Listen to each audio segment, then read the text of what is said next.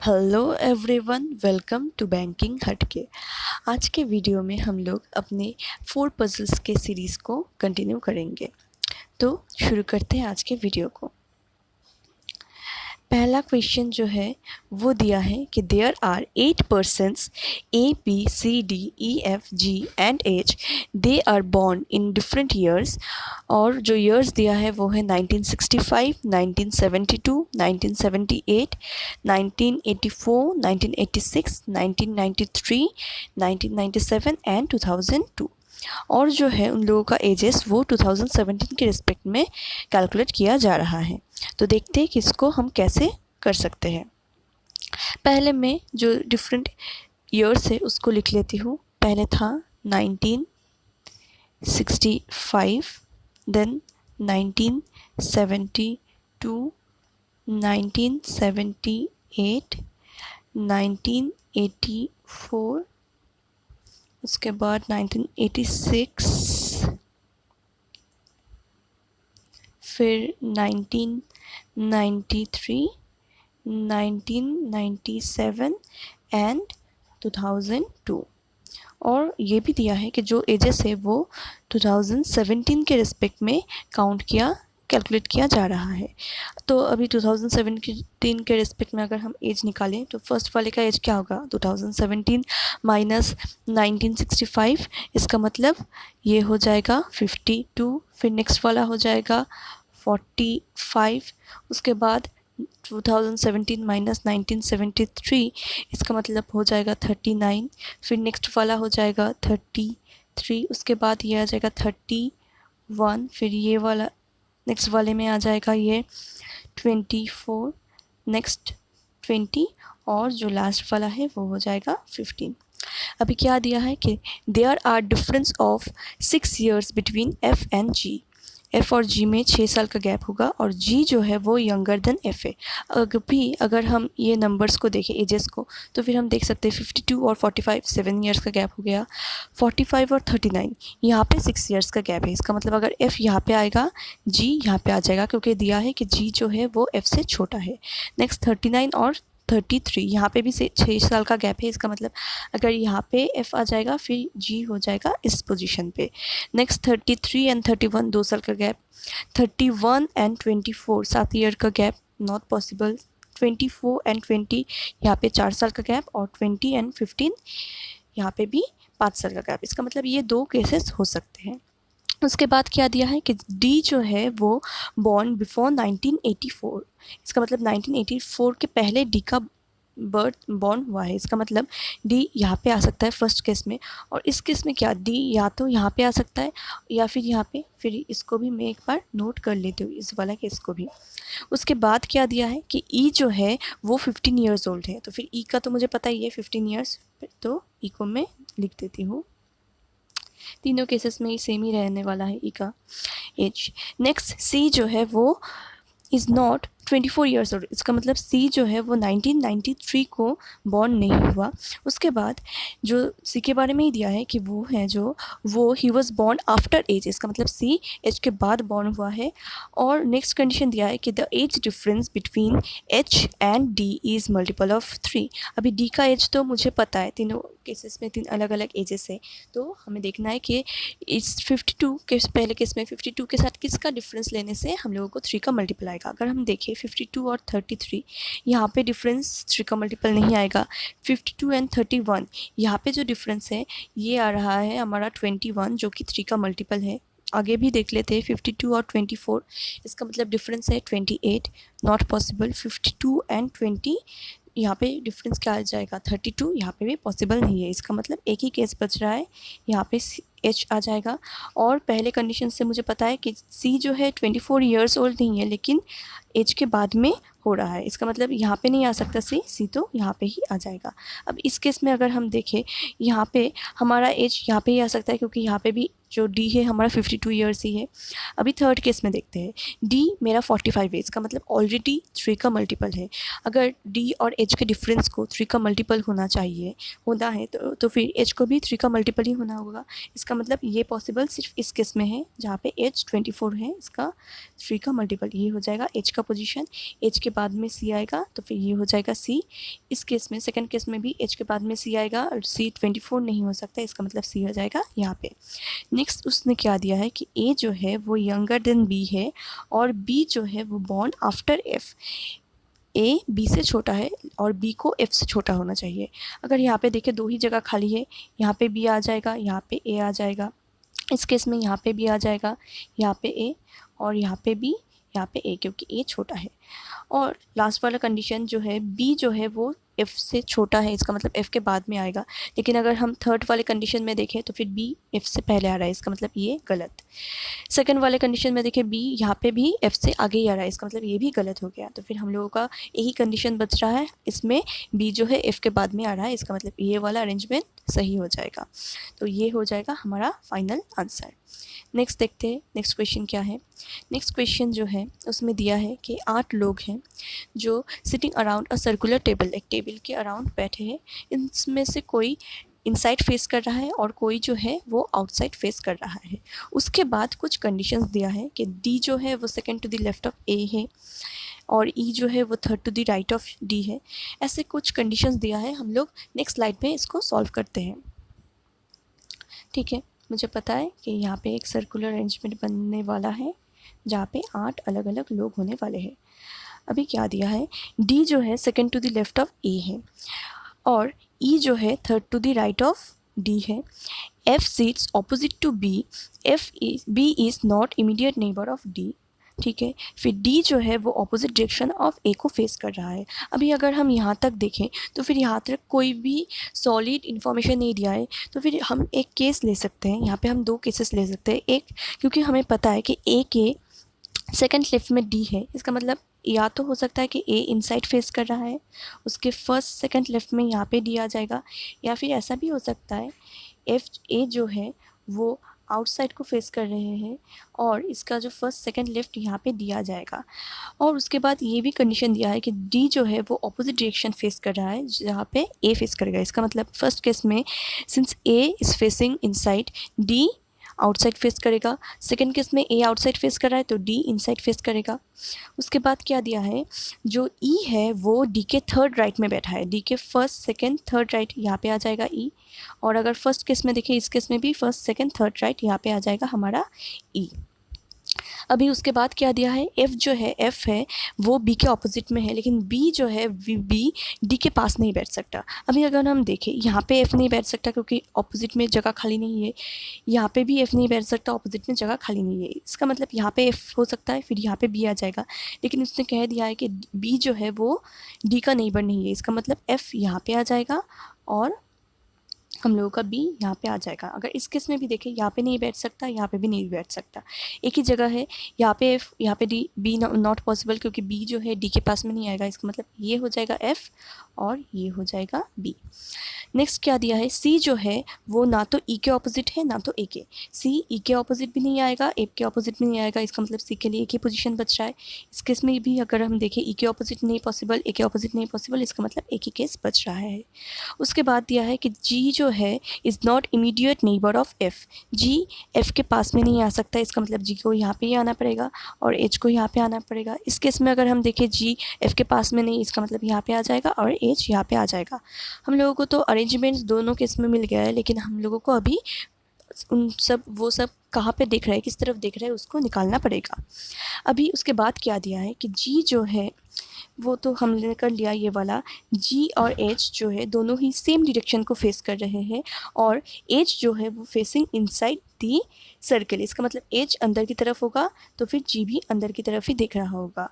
यहाँ पे भी एच अंदर की तरफ देख रहा है और जी भी अंदर की तरफ देख रहा है। उसके बाद क्या दिया है, both E and B facing same direction as G. इसका मतलब जी अगर अंदर की तरफ देखेगा फिर ई और बी भी अंदर की तरफ ही देखेगा। इस केस में भी ई और बी भी इनसाइड ही फेस करेगा।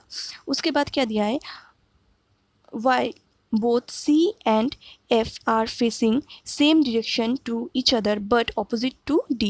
C और F जो है वो सेम डायरेक्शन में देख रहा है लेकिन opposite to D. First case में अगर हम देखें D आउटसाइड, इसका मतलब C और F दोनों ही इनसाइड होगा. सेकंड केस में D इनसाइड है, इसका मतलब C और F दोनों ही आउटसाइड हो जाएगा. तो हमारे पास तो 2 केस आ गए हैं लेकिन एक कंडीशंस को हमने नहीं लिया. वो क्या था? वो था ये वाला कंडीशन जहाँ पे दिया है कि G जो है वो third to the left of H है. अगर हम यहाँ पे देखें H के फर्स्ट सेकंड थर्ड लेफ़्ट में G नहीं है, B है, तो ये वाला कंडीशन हमारा नहीं पॉसिबल. अगर इस केस में देखें फिर H जो है इसके फर्स्ट सेकंड थर्ड लेफ़्ट में G है, इसका मतलब ये वाला हो जाएगा हमारा फाइनल अरेंजमेंट. तो चलते हैं नेक्स्ट क्वेश्चन की तरफ. ये वाला क्वेश्चन दिया है कि 8 लोग हैं ABCDEFGH जो कि एक स्क्वायर टेबल के अराउंड में बैठ रहा है.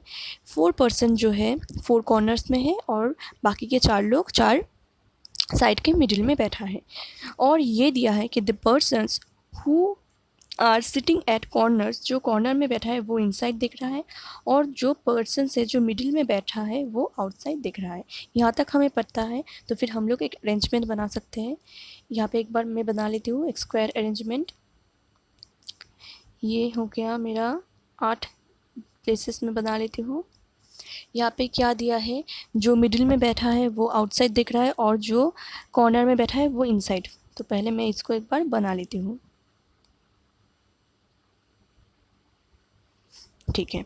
अभी क्या दिया है, ए जो है sit second to the right of E. A के सेकंड राइट में है. सी और F immediate neighbours of each other. H जो है sits third to the left of D who is immediate neighbour of A. F जो है वो diagonally opposite to G है और A doesn't seat opposite to C. H जो है वो फेसेस इनसाइड. अभी हम लोग कौन सा वाला कंडीशन से शुरू कर सकते हैं. अगर हम यहाँ पे देखें हमें पता है कि एच जो है वो फेसेस इनसाइड, इसका मतलब एच तो इस तरफ ही होगा, अंदर की तरफ, कोई भी एक इंट लेने से ही हो जाएगा. और ये भी दिया है कि H sees third to the left of D. अभी अगर एच थर्ड देखें फर्स्ट सेकंड थर्ड यहाँ पे हो सकता है या फिर फर्स्ट सेकंड थर्ड यहाँ पे. अगर यहाँ पे डी हुआ फिर उसके फर्स्ट सेकंड थर्ड राइट में एच हो जाएगा, लेकिन हम लोगों को दिया है कि एच के डी के first second third to the left में एच है. तो ये वाला हमारा हो जाएगा. उसके बाद क्या दिया है, जो डी है वो इमीडिएट नेबर है ए का. इसका मतलब या तो ए यहाँ पे आ सकता है या फिर यहाँ पे, फिर और एक अरेंजमेंट बन सकता है, उसको भी मैं एक बार बना लेती हूँ.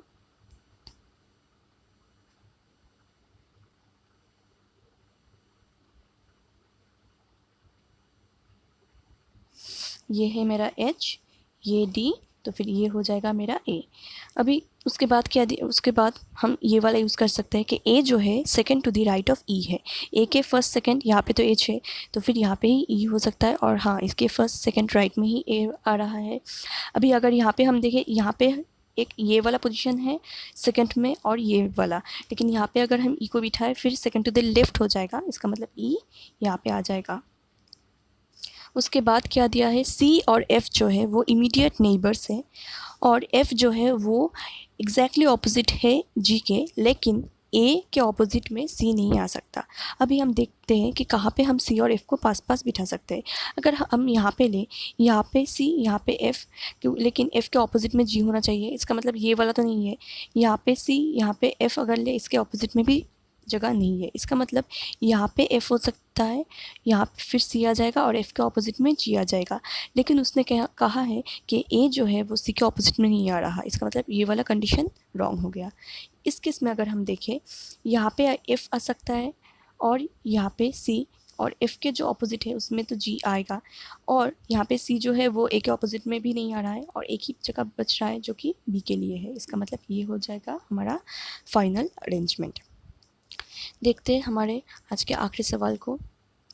ये वाला क्वेश्चन जो है वो दिया है कि 8 पर्सन्स है JKLMNORS.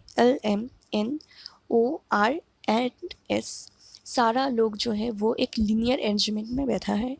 Some of them north को फेस कर रहे हैं और सम ऑफ देम साउथ को फेस कर रहे हैं. उसके बाद कुछ कंडीशंस दिया है, हमें नहीं पता कि कितने लोग नॉर्थ को फेस कर रहे हैं और कितने लोग साउथ को. तो नेक्स्ट स्लाइड में एक बार देखते हैं क्या किया जा सकता है ऐसे टाइप के क्वेश्चन के साथ. ठीक है, तो मुझे पता है कि ये एक लीनियर अरेंजमेंट है विथ 8 पर्सन। अभी क्या दिया है कि बोथ एल और N and N are immediate neighbour of each other. इसका मतलब एल और एन जो है ये दोनों एकदम पास पास बैठेगा, but both of them are face opposite direction of each other. इसको मैं ऐसे दिखाती हूँ कि दोनों ही ऑपोजिट डायरेक्शन को फेस कर रहे हैं। ओनली 2 लोग बैठे हैं एल और एम के बीच में, जहाँ पे एम जो है वो एंड में है। इसका मतलब एम टू एल, जहाँ पे एम जो है वो एंड में हम लोगों का आ जाएगा। अब उसके बाद क्या दिया है कि एस जो है वो third to the right of O है और के जो है second to the left of S है। उसके बाद उसने ये दिया है कि ओ जो है वो नॉर्थ को फेस कर रहे हैं। अगर ओ नॉर्थ को फेस करेगा, अगर यहाँ पे आ जाएगा उसके ओ के, हमें पता है कि थर्ड टू द राइट में एस बैठा है, फर्स्ट सेकंड थर्ड राइट में यहाँ पे हम लोगों को एस मिल जाएगा। और मुझे पता है कि के जो है एस के सेकंड लेफ्ट में है, लेकिन मुझे नहीं पता एस नॉर्थ को दिख रहा है या फिर साउथ को। तो आगे देखते हैं क्या दिया है।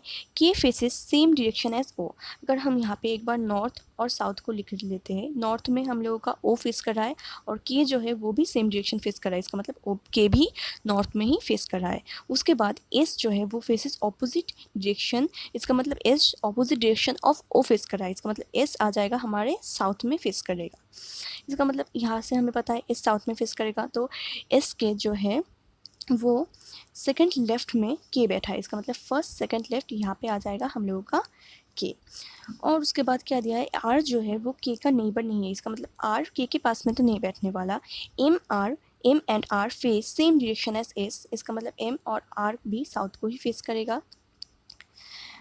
नेक्स्ट क्या दिया है कि both N and J face same direction as K जहाँ पे फेस कर रहा है एन और जे भी वहाँ पे फेस कर रहा है। इसका मतलब हम लोगों को 7 लोगों का डायरेक्शन तो पता चल गया। अभी हम देखते हैं इसको कैसे यूज़ किया जा सकता है।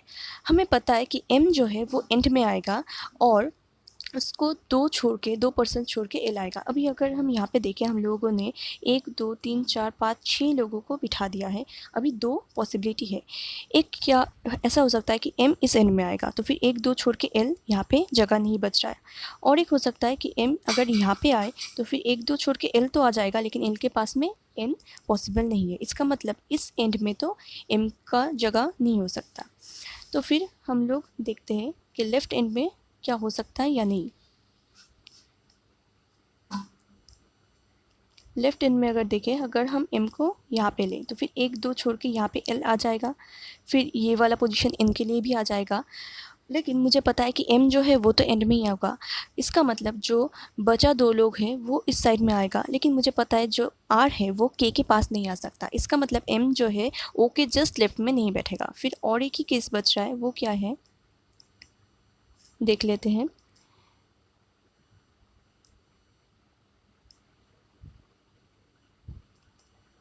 हम ऐसे कर सकते हैं कि m जो है m को o से 1 को छोड़ के ले सकते हैं, तो फिर m के दो के गैप में l आ जाएगा। मुझे पता है m जो है वो साउथ को फेस कर रहा है और l अगर यहाँ पे आ गया फिर n तो यहाँ पे ही आएगा। और क्योंकि n जो है वो नॉर्थ में फेस कर रहा है और मुझे पहले से ही दिया है कि l और n ऑपोजिट डायरेक्शन में फेस कर रहा है, इसका मतलब l साउथ को फेस करेगा। नेक्स्ट क्या है पता कि r जो है वो k का नेबर नहीं हो सकता। इसका मतलब r तो यहाँ पे ही आएगा और एक ही लोग बच रहा है जो कि j है, वो यहाँ पे आ जाएगा। अभी हम अलग अलग डायरेक्शंस दिखा देते हैं। जे जो है वो नॉर्थ को फेस कर रहा था, के जो है वो भी नॉर्थ को फेस कर रहा था, आर जो है वो साउथ को फेस कर रहा था। इसका मतलब ये वाला हो गया हम लोगों का final arrangement. So I hope कि आपको आज का ये वीडियो जो है वो इन्फॉर्मेटिव लगा होगा, आपको कुछ नया सीखने को मिला होगा। Thanks for watching. देखते रहिए बैंकिंग हटके।